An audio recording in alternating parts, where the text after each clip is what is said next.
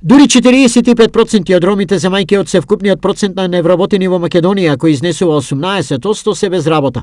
Подетоците ги алармираа надлежните со заложба за интензивирање на нивната квалификација, до образување и стекнување на дигитални вештини, оцени Зекир Абдулов, активист од Делчевската невладина ромска организација КХАМ. Ако процентот на невработени на национално ниво сега изнесува некаде околу 18-20%, кај ромската заедница секој што е процент е дупло поголем. Да речеме кај нас е некаде околу 40 до 45%.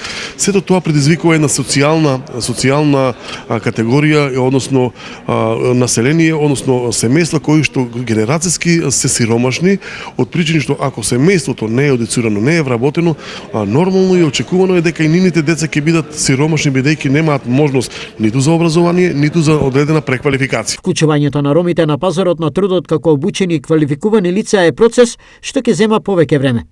Пандемијата дополнително зема време.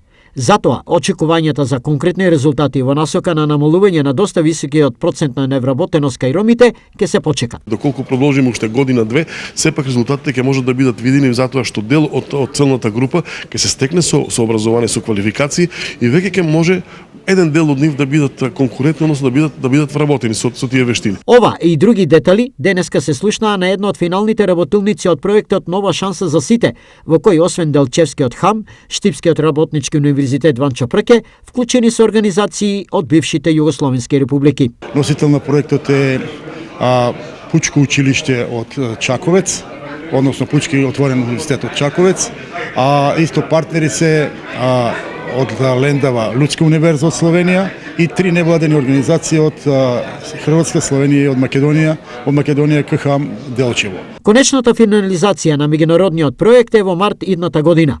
Истиот стартуваше во ноември 2019. Финансиер е Европската унија.